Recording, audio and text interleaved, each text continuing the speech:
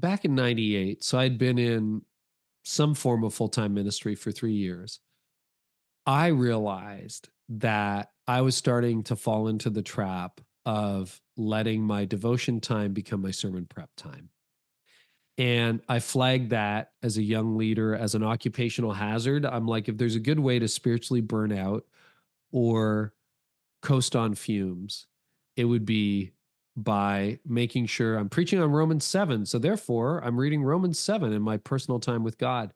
So I started to ask a question I would later articulate as, if I was done with ministry today, what would be left of my faith?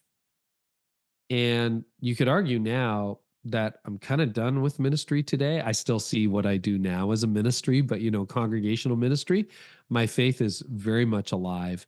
And that 1998 was the year I bought a 1 year Bible and started reading through the Bible every year. I'd done it a couple times before, but I just made sure I'm going to do this.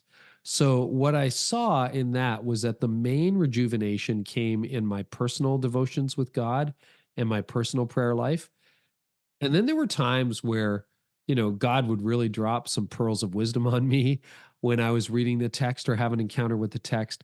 But I saw it as my job. I saw it as my task, that what I'm there is I'm laboring on behalf of a congregation that I love and serve.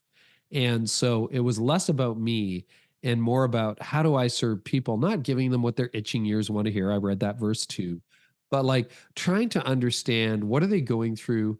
How are they struggling?